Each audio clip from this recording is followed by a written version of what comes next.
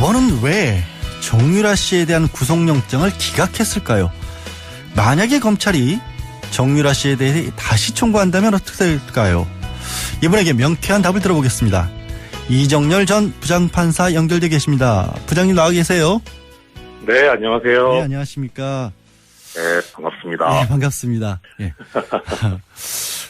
저기 법원이 사실은 저도 이게 영장 청구가 기각될 줄 예상을 못했어요. 그러니까 네네. 정유라 씨 본인은 공항에서부터 다 몰랐고 또 모두 네. 다 어머니 최순실 씨가 있다 이런 식으로 아마 영장 실질 심사에서도 얘기를 했을 것 같은데 그런 전략이 통했다고 봐야 할까요? 뭐 어떻게 보면 그 전략이 성공했다고 볼 수는 있죠. 그런데 또 한편으로 보면 영장 청구된 범죄 사실 자체가 사실은 우리가 일반적으로 생각하는 그런 내용들에는 훨씬 못 미치는 거였잖아요. 예, 업무 방해하고 그다음에 위계에 의한 공무집행 방해 부분이었는데 네. 사실 우리가 분개했던 거는 이제 뭐 삼성으로부터 지원받아서 승마 지원 뭐 이게 뇌물 관련이 있지 않느냐. 그렇습니다. 이런 부분, 그게 상당히 큰 부분이었는데 그 부분이 빠졌었거든요. 예. 그래서 이 두 가지 문제를 보면은 결국은 위계에 의한 공무집행 방해나 업무 방해 부분은 이 학사 관련 문제여서 뭐 시쳇말로 표현하면은 어머니 최순실 씨의 이 치맛바람이 너무 강해서 그렇죠, 사실. 예, 그래서 이 뭐 자녀에 불과한 이 정유라 씨 입장에서는 몰랐을 수도 있다. 내지는 알았더라도 뭐 어머니가 주도적으로 다 한 거지 자기는 뭐 이렇게 관여할 부분이 여지가 그렇게 크지가 않았다라고 하는 게 전략적으로도 맞지만 그게 사실에 오히려 또 맞지도 않을까라는 생각이 좀 들긴 했어요. 예, 그러니까 국민들이 전체 이번 국정농단을 바라보면서는 삼성으로부터 특혜도 받고 어마어마한 해외 재산을 해외로 빼돌리고 이런 과정에 정유라 씨가 관여를 하지 않았을까라는 그런 생각을 하는데 막상 영장에 들어간 것은 이화여대 들어갈 때 특혜받고 학점 관리해주고 또 고등학교 때도 이제 뭐 허위 서류 같은 것을 냈다 이런 정도만 영장을 청구를 하다 보니까 법원에서 이제 담당하는 판사가 보기에는 이것만 가지고 영장을 내주기에는 좀 약하다 이런 판단을 했을 거라는 그런 분석이신 거죠? 예, 그렇습니다. 네. 근데 그렇게 보면은 말씀하십시오. 예, 그렇게 보면은 사실 우리 입장에서는 뭐 이게 어떻게 법원에서 이런 결정을 내릴 수 있나라는 부분이 있고 또 실망스럽고 게다가 이 지금 국정농단 사건의 재수사가 시작을 하겠다. 새 정부가 들어서고 처음 청구된 구속영장인데 이게 지금 기각이 돼서 모양새가 좀 이상해지긴 했죠. 예, 윤석열 지검장이 또 지검장까지 맡았는데 그런 생각이 그렇습니다. 근데 이게 구체적으로 영장 기각 사유를 판사가 적은 걸 보면 범죄 가담 경위라든가 정보 또 기본적 증거 자료들이 이미 수집됐다. 그러니까 현 시점에서는 구속의 사유와 필요성, 상당성을 인정하기 어렵다. 이렇게 돼 있거든요. 그러니까 이게 혹시 그러니까 기본적 증거 자료들이 수집됐다. 그러니까 이미 상당 부분 증거가 다 나왔으니까 굳이 구속까지 시켜서 더 수사할 게 뭐 있느냐. 이런 어떤 얘기처럼 들리기도 하거든요. 뭐 양 변호사님께서 저보다 변호사 경력은 훨씬 더 오래시고 선배시고 그러니까 잘 아실 거는 같은데 저는 이 기본적 증거 자료가 수집됐다는 이런 표현을 처음 봤거든요. 그렇죠. 드물긴 합니다. 사실. 그 기본적 증거 자료가 수집이 됐다면 그러면 더 나가서 뭐 구체적이고 명확한 증거 자료라는 게 따로 있는 거냐. 부분은 어떻게 할 건가. 저는 그 보도를 보고 처음 그런 생각이 먼저 들더라고요. 이런 표현이 어디서 나온 건가라는 생각이 들고 그 다음에 증거의 가치에 있어서는 그러면은 영장전담 판사가 봤을 때 기본적 증거 자료가 수집됐으니까 증거인멸의 우려가 없다. 이거는 그야말로 수사에 개입을 하자는 것이고 그리고 그 판단을 왜 영장전담 판사가 하는 것인지 이게 잘 전혀 이해가 안 가더라고요. 너무 안이한 판단이 아닌가. 그리고 두 가지 측면에서 좀 볼 수 있겠던데요. 하나는 범죄 사실에 대한 소명이 부족하다. 그러니까 뭐 우리 쉽게 표현하면은 이 영장에 기재된 범죄 사실에 죄를 저지른 걸로 보이진 않는다. 이런 취지는 아닌 것 같아요. 그러니까 결국은 남은 거는 이제 도주 우려가 있느냐, 그다음 증거인멸의 우려가 있느냐, 이 두 가지인데, 도주 우려 관련해서 보면은 일단 정유라 씨 같은 경우에는 당초에 독일에서 거주하는 것으로 다들 알고 있었잖아요. 그렇습니다. 그러다 대만까지 갔죠, 또. 그렇죠. 이건 예. 도주죠. 그냥. 도주죠. 이 도주를 이미 했죠. 도주죠. 예. 예, 했죠. 그럼에도 불구하고 안 나온 걸 보면은 아마도 가장 컸던 요인은 그 덴마크에서 범죄인 인도 협정에 따른 결정이 났을 때, 예. 2심 결정이 났을 때 항소를 취하를 했잖아요. 이제 입장이 바뀌었다라고 봤을까요? 그러면 이제 자발적으로 예, 들어온 거예요. 그래서 국내로 들어오는 것을 보고 도주 우려가 없다고 본 것 아닌가 싶은데, 이것은 그야말로 정유라 씨 쪽에 전략이 먹혀 들었던 것 아닌가 싶은 생각이 들고요. 예. 그다음 또 하나 증거인멸 부분 관련해서는 아마 구속영장에 청구된 범죄 사실에 따른 증거는 인멸될 우려가 없다고 보는 게 맞을 수도 있을 텐데. 공범들 재판이 거의 다 끝났으니까요. 사실 그거 그렇죠. 예, 네. 공무방에는 학사 비리 관련해서는 지금 또 선고가 나고 있고 하니까요. 그런데 지금 정유라 씨 관련해서 문제된 범죄 사실은 이게 다가 아니잖아요. 더 큰 것들이 기다리고 있는 상황이니까. 예. 그렇죠. 그럼 그 부분에 관해서 수사를 해야 될 텐데 그 부분에 관해서 눈을 감은 것이 아닌가. 그러니까 증거인멸의 우려가 상당히 큰데도 불구하고 그냥 너무 편협하게 결정한 것 아닌가 싶고요. 오히려 그렇게 보면은 정 씨는 도주할 우려는 앞으로 없지 않겠는가. 오히려 지금 불구속 상태에서 밖에 있으니까 공범들이 지금 특히 어머니 최순실 씨가 들어가 있는 입장에서는 그 지시에 따라서 향후 문제가 될 수 있는 증거를 인멸하는데 가장 큰 수족이 생겨버린 거죠. 오히려 밖에서. 네. 근데 지금 말씀하신 게 이제 청취하시는 분들을 위해서 좀 설명을 조금 더 드릴 필요가 있으실 것 같은 게 어쨌든 국정농단 전체에 관해서는 사건은 많이 알고 있긴 하지만 판사가 영장에 적시된 혐의 자체는 학사비리 뿐인데 다른 사건에 대한 증거를 인멸시킬 우려가 있다고 해서 영장을 발부해 줄 수는 또 판사 입장에서는 못하는 거 아닌가요? 그렇게는? 그렇죠. 그렇게 되니까 그래서 검찰에서 영장을 청구를 할 때 그 부분만 들어간 것이 이것 정도, 그러니까 검찰에서 바라보는 가치관하고 사건을 보는 시각하고 법원에서 보는 시각하고 상당히 좀 차이가 있긴 있구나라는 생각이 들더라고요. 그러니까 검찰 입장에서는 워낙 큰 그림을 보고 있으니까 이 정도면은 나올 수도 있겠다. 또 내지는 뭐 가능하지 않겠는가라고 판단을 했었던 것 같은데 그 차이가 있었던 것 같고 또 한편으로 검찰 입장에서 보면은 이런 측면이 있을 것 같아요. 그러니까 사실 우리들 입장에서도 보면은 정 씨가 그 범죄인 인도 결정에 대해서 항소를 취하를 하겠다라는 것을 전혀 예상하지 못했었거든요. 그렇죠. 어떻게 보면 자발적으로 들어왔다라는 걸 강조를 하는 거죠, 계속해서. 그렇죠. 예. 검찰에서 아마 그러지 않았을까 싶은 생각이 들고요. 그러면은 뭐 사실 우리 수사할 때 보면 보통은 피의자를 먼저 조사하는 게 아니고 참고인을 조사하든가 뭐 여러 가지 물적 증거를 수집한 다음에 최종적으로 피의자를 압박해서 자백을 받는 그런 방식의 수사를 많이 채택을 하잖아요.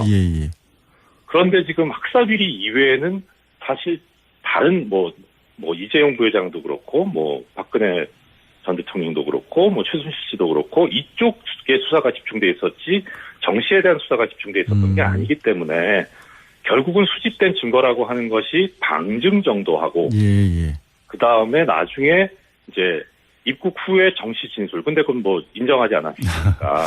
그럼 결국은 남아있는 증거 자체가 별로 없었기 때문에 한계가 있지 않았겠느냐. 더 집어넣기에는 범죄 사실을 그런 생각이 들기는 해요.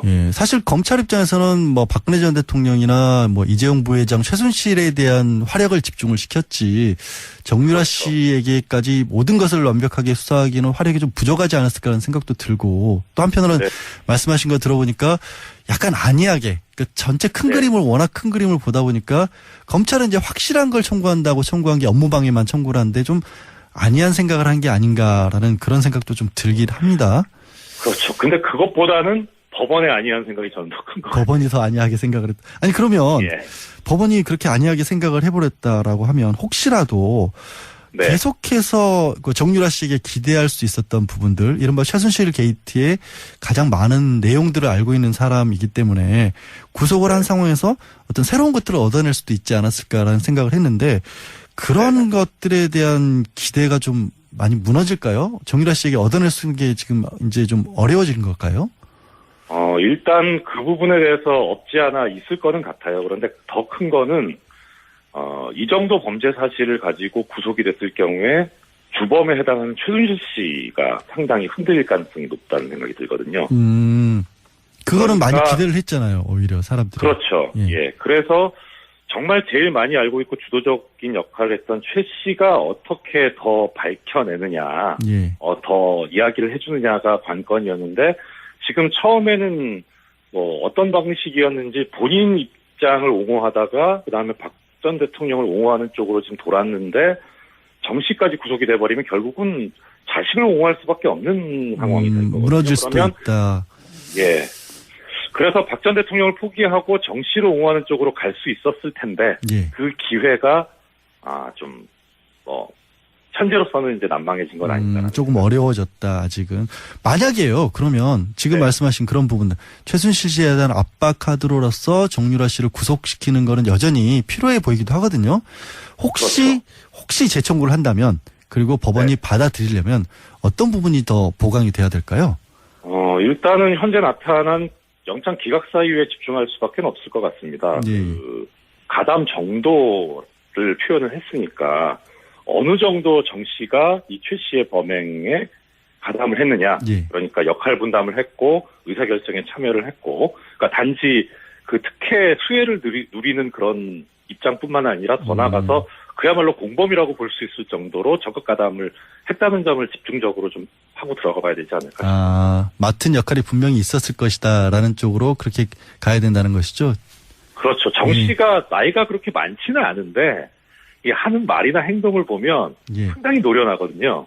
그러니까 단지 그냥 우리 시체말로 표현하듯이 엄마가 시키는 대로 해라고 했을 때 그 따르는 그런 입장은 아니었을 것 같아요. 아니었을 것 같아요. 그 부분은 이제 집중적으로 파고 들어야 되지 않을까 싶습니다. 거짓말 하고 있다라고 봐야겠네요. 그리고 혹시 알겠습니다. 그런 부분을 조금 더 검찰이 보강을 한다면 재청구하면 영장이 나올 수 있지 않을까 좀 기대를 한번 해보겠습니다. 오늘 말씀은 여기까지 듣겠습니다. 고맙습니다. 있지 않느냐. 그렇습니다. 그게 상당히 큰 부분이었는데 그 부분이 빠졌었거든요. 예.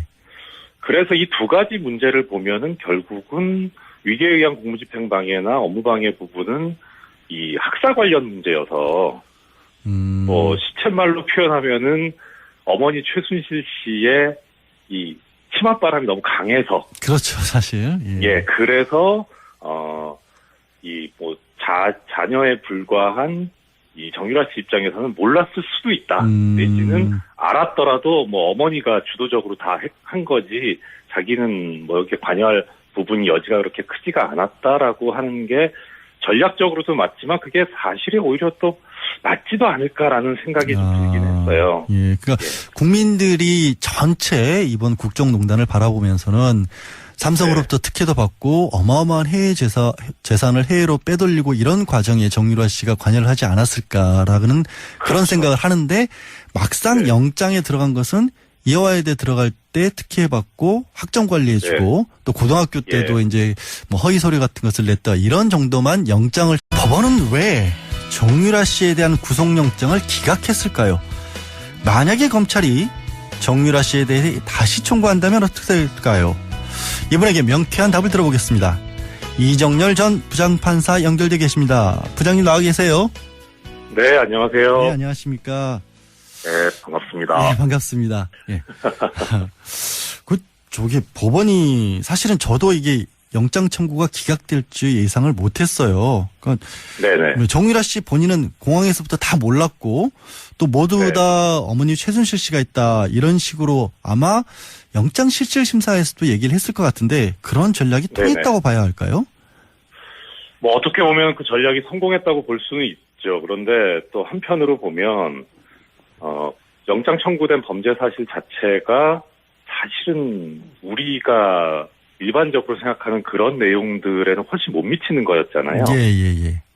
업무방해하고 그다음에 위계에 의한 공무집행방해 부분이었는데 사실 우리가 붕괴했던 거는 이제 삼성으로부터 지원받아서 승마 지원 이게 뇌물 관련 청구를 하다 보니까 법원에서 네. 이제 담당하는 판사가 보기에는 이것만 가지고 영장을 내주기에는 좀 약하다 이런 판단을 했을 거라는 그런 분석이신 거죠? 예, 그렇습니다. 예, 네. 예. 근데 그렇게 보면은 예, 네.